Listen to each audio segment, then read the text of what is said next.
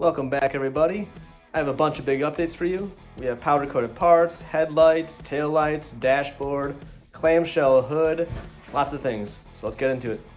In the last video, I had shown you how I got the headlights working. Since then, I have gotten these 3 jeweled lights on the side also working. They were kind of tricky though because they only turn on when the car is on. So I was wiring them up and they just weren't getting any power and I couldn't figure out how to get them turned on. And one of the members on the forums had mentioned that unless it gets like over 12 volts, which apparently only happens when the car is running, they won't light up. So I wired them up, turned on the car, and they did finally light up, so those look pretty cool. And this guy down here is the turn signal, and that's also an amber LED. So I'll show you a little video of those working.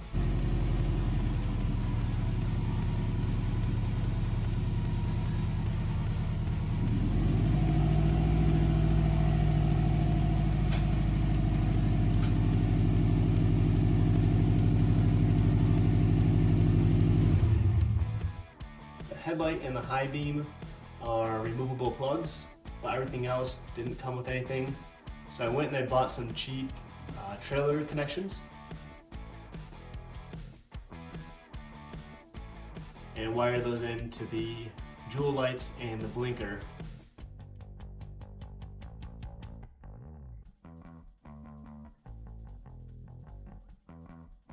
So if I ever need to remove the fender, I can unplug the lights rather than having to unsolder them or cut wires.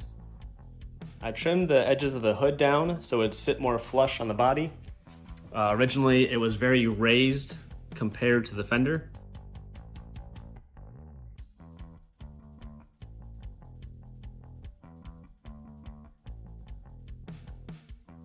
So after trimming it, it now has a flush seam and looks a lot better. I cut out the nostrils as you saw in the last video, but now I finally have these pieces powder coated black. So I actually took these into work and I was able to have them help me learn how to powder coat. And I did a few pieces. You'll see in the back of the car also I did another piece. But these look pretty good, very fine mesh.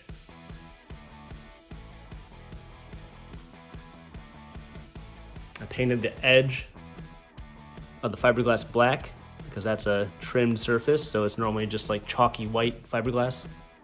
So by painting that black, it blends right in. I'm pretty happy with how that turned out.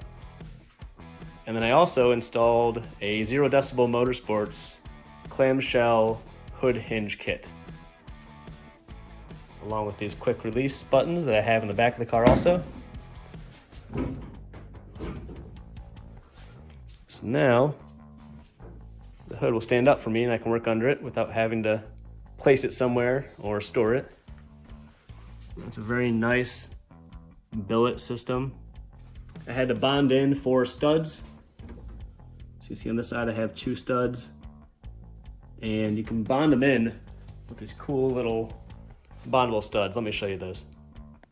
So here's a bondable stud. I basically shaved away a little bit of the bed liner that I have on the underside of my hood that makes it black. I shaved that away so I got down to the fiberglass. And then you place this bondable stud where you want it. And I used a 2-part epoxy to glue in, so it gets in and around those holes and locks the whole disc to the hood. And then you give that a while to cure, and you have a stud sticking out that you're able to use for the bracket.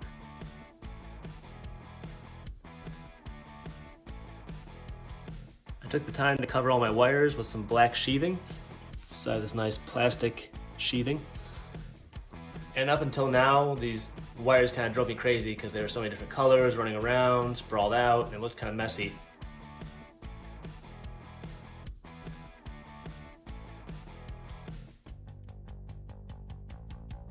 And now, you don't even notice the wires running because they're blending in. In the back, I got the tail lights, brake lights, reverse lights, blinkers, which also are used for the hazards, all wired in.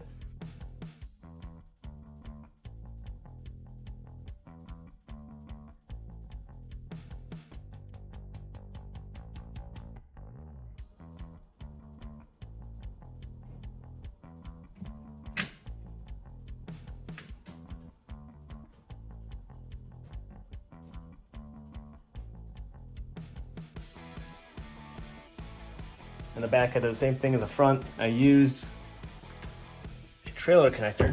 You see 5 wires each side. At least one of these connect to the taillights.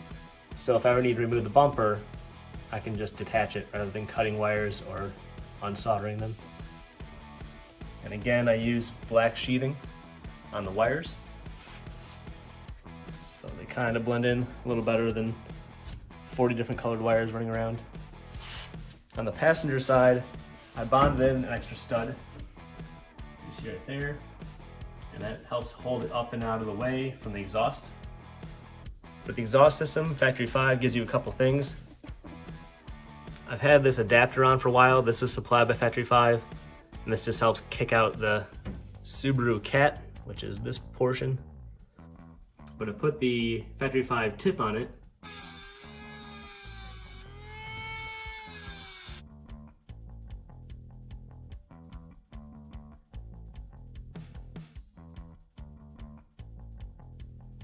And it looks like they make you cut a hole in the corner of your bumper, which I don't really like. So it would come out somewhere like here, just a big 3 or 4 inch hole in the corner of your bumper. Not really my style.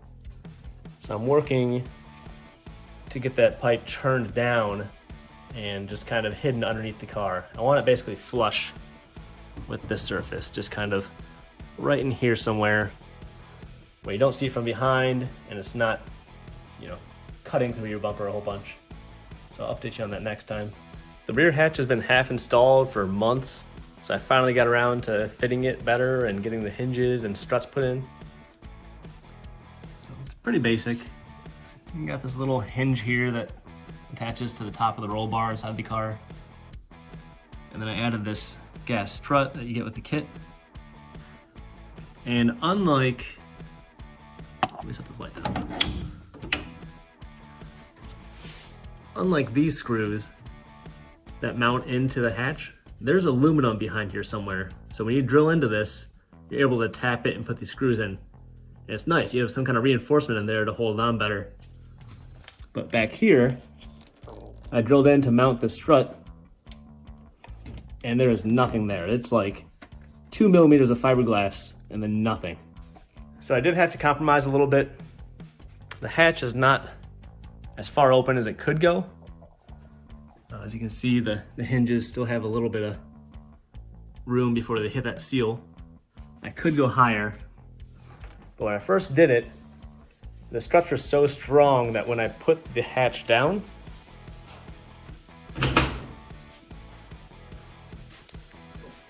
it was prying this surface up like an inch. It was just too much force.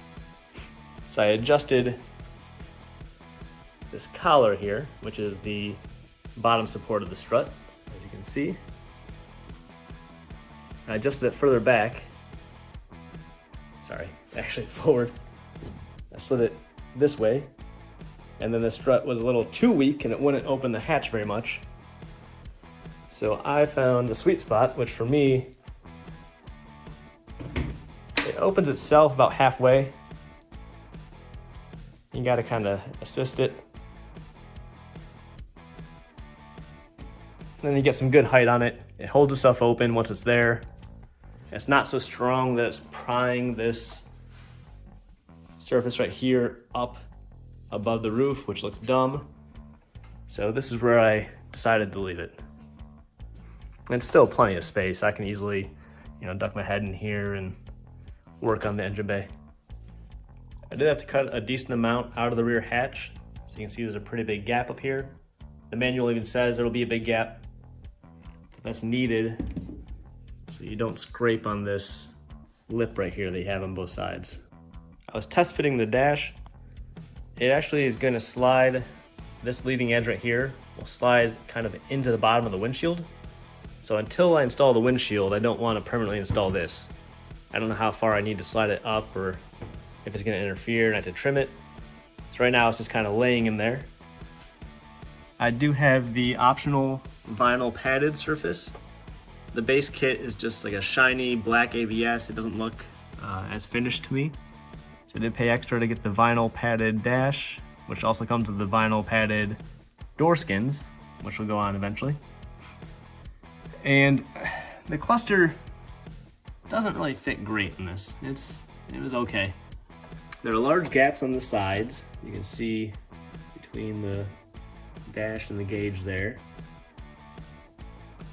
They tell you to put this bright silver flange bolt through the top right here above the tachometer. And that looked really bad, so I went and bought low profile black bolt from the McMaster car. And I also bought that a little bit longer so I could add a spacer behind it, because when I put the gauges in, the odometer button was being pressed into the dash at the bottom. It was digging into the surface right here.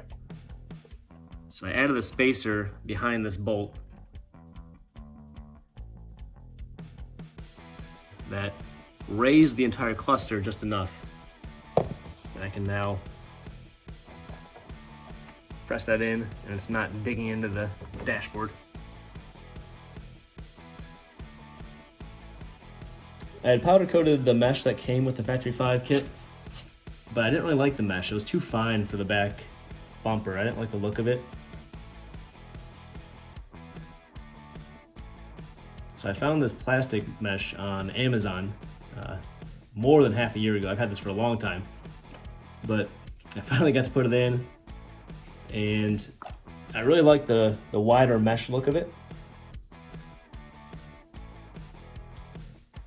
You can still see through it, which is okay. I did use the Factory 5 surround piece, which I also powder coated. So that's nice and it hides your cut edges of the fiberglass. The RTV sealant would not bond to the plastic mesh, so I actually bonded in some studs on the back of the bumper and bolted the mesh in from the back. So here's the mesh bolted in from the back with all the bonded studs. A lot of the stuff I'm doing right now feels like finishing touches. I think I still have a decent amount of work, but I am really trying to get this thing on the road in the next 2 months maybe. So I've been working on it a lot, trying to finish up things. The interior may not be finished when I get it titled and registered, but I do want to drive it around this summer. So I can work on the interior whenever or next winter. I just want to get this street legal and work out some of the kinks, get everything aligned, be able to drive it to work, enjoy it for the first time in a year and a half almost. So I think we're getting pretty close, guys.